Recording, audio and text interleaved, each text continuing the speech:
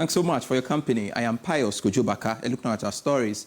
The media budget review is likely to focus heavily on the macroeconomic targets set out earlier this year. And this is what Joy Business has picked up from persons with knowledge of the presentation by Finance Minister Dr. Kasia Latu-Forson tomorrow. Here's more. That the Finance Minister's presentation will be a normal review of the estimates presented to Parliament earlier this year and will not be associated with major adjustments. However, we should not rule out the fact that these estimates were set based on developments ending September 2024. With new numbers coming in ending first quarter of this year, the Finance Minister, Dr. Kasia Latu-Forson, will move quickly to make some changes to growth rate, inflation and other fiscal numbers for this year. Sources say this media presentation will not be associated with major policy announcements. There are also strong indications that the Finance Minister will not present a supplementary budget. But the critical question is, how will government finance some flagship projects like the 24-hour economy and the Big Push initiative for the rest of the year?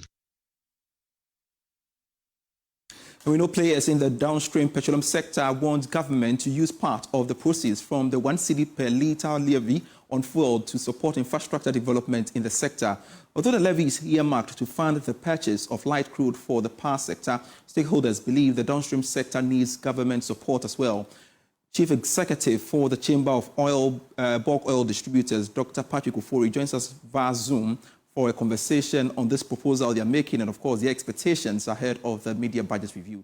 Thank you so much, Professor Doc Ofori, for joining us here on Business Live. And I want to know, what percentage of the levy do you think should be allocated to support infrastructure development in the sector like you are proposing? Thank you very much. At least, even if 30% can be ceded to the enclave where most of these petroleum products are being drawn from.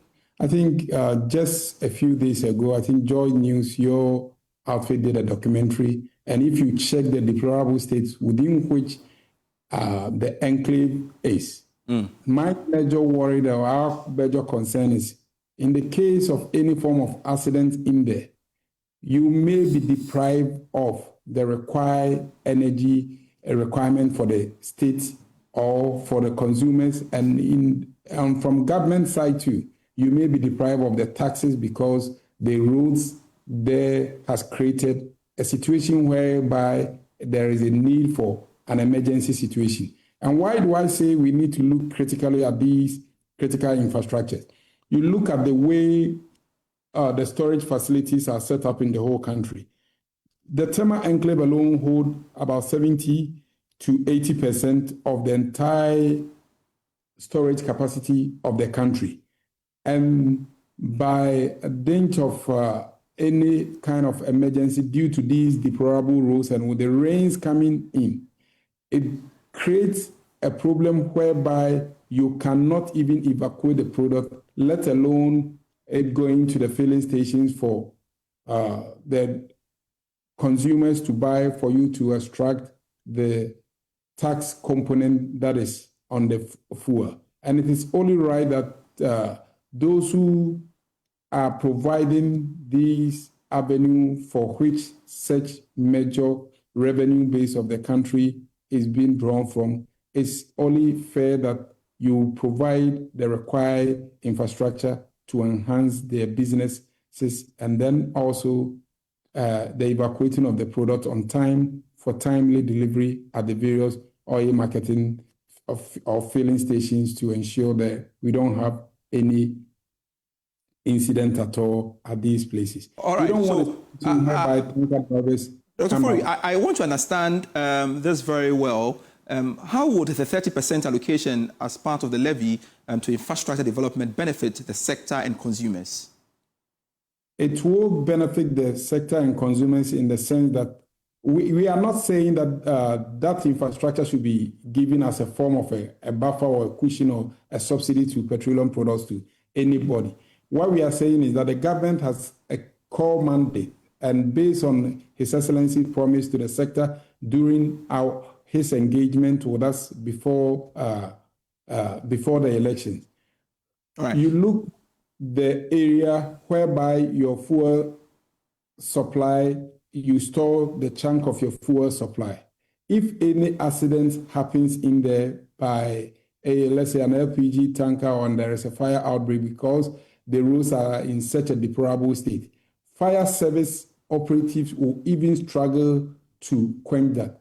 And just even a delay, just a day, without our brothers who will track these products from the enclave to the other part, we are all going to suffer. And you also check the percentage of pipelines within the area that can even push the products away. We don't have up to even 20% of our products being carried by pipelines to the other part of the country. We only have the Accra Plains or the Mame Water that will push products through the Akosovo enclave to the northern sector. But that is where not even the chunk of the demand is. The chunk of the demand is in the eastern heading to the middle belt. And that is why we think that it's critical that such key infrastructure outlay becomes a critical point at this point in time, whereby petroleum products has become a key contributor in terms of revenue generation for government. All right. Fairly, for you, what are the major challenges facing the oil distribution sector and how can the media budget address these? I think we need to commend the government for the stable environment that we've been able to plan, and then the central bank for also the dedication that is shown to the sector through our banks, that we have a dedicated stream that we draw our forex from, that ensure that we are able to also pass on the gains, which automatically will build into the government quest to achieve a single-digit inflation. And before the others even are speaking about, I've seen that Professor Jampo is talking about the Shippers Council trying to ensure that shipping lines do not, operatives use the required exchange rate. Right from the onset, when we started experiencing the appreciation of the cedi, we pass it on to the consumers, and we've been consistent in ensuring that we'll also support government for government to achieve their policy operative or their policy targets. All right. Tomorrow, the finance minister will be in Parliament to present the media review. What are your expectations from the budget in terms of policies or measures that can benefit the oil distribution sector?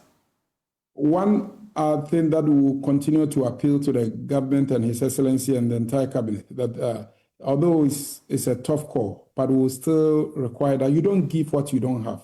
Currently, as we're speaking, government still owes in terms of areas subsidy support to the premix sector.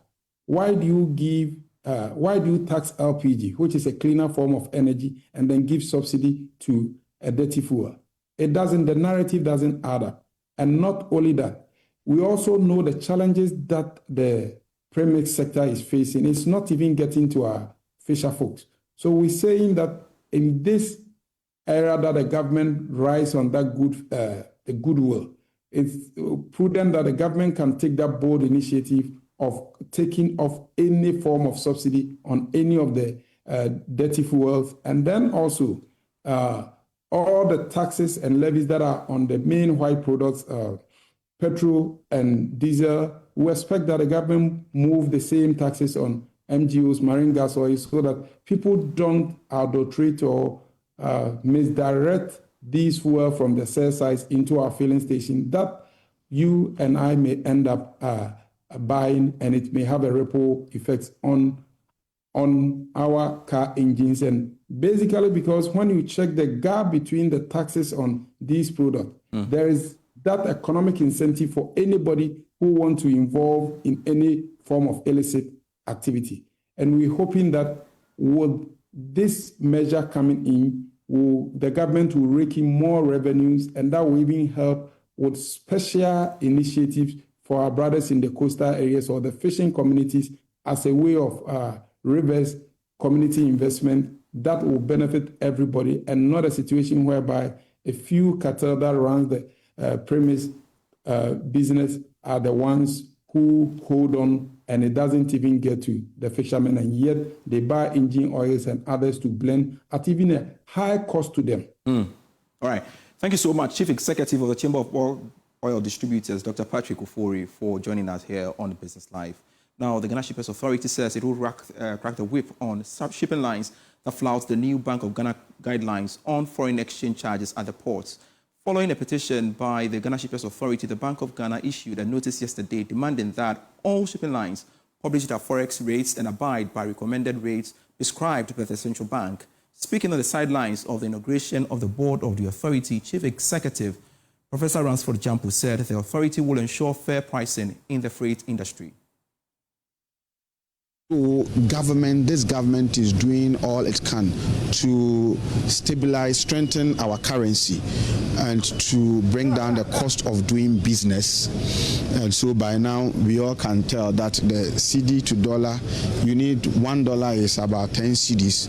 Some shipping lines were charging 16 to 17. So as you may be aware, the BOD has issued a policy directive insisting that if you go get your dollar from a commercial bank and they give it to you at a certain rate, use that same rate.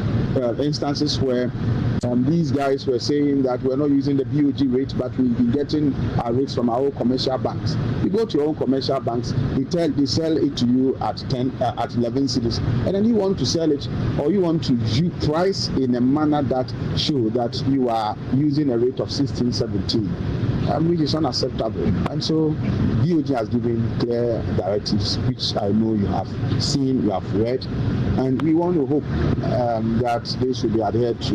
Now that we have issued a petition and we've gotten them to issue this directive, we'll police its enforcement. We'll be sure that it is rigidly enforced. And BOG has clearly indicated that there will be sanctions if shipping lines refuse to comply. And we are also more than ready to ensure that those who do not comply, we deal with them according to the laws that establish us.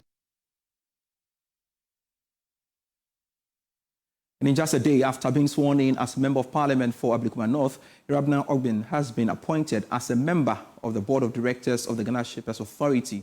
She is part of a 13-member board chaired by Mike Hammer. In his address, Minister for Transport Joseph Nikpe charged the members to find solutions to complaints of high demurrage charges and ensure a reduction of transactional costs at the port.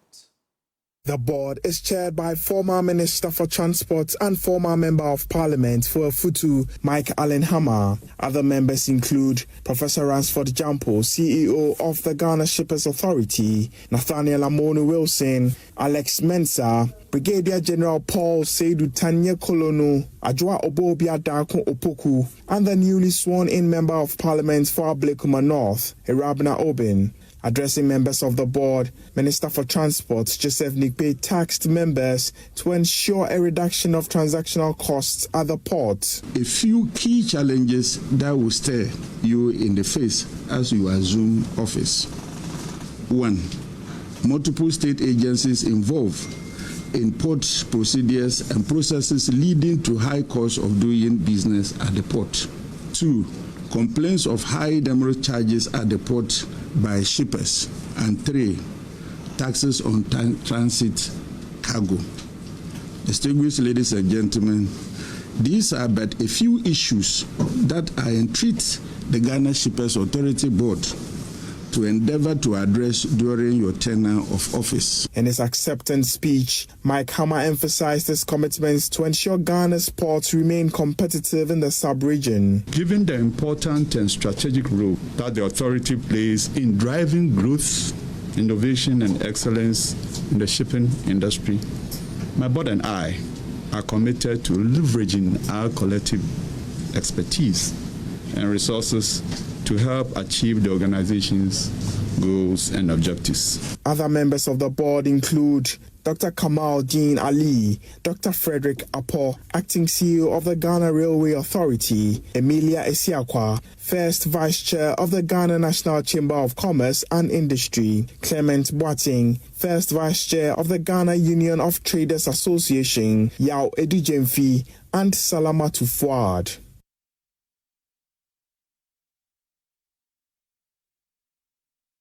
So watching Business Live, we have the Joy Business Van after this break.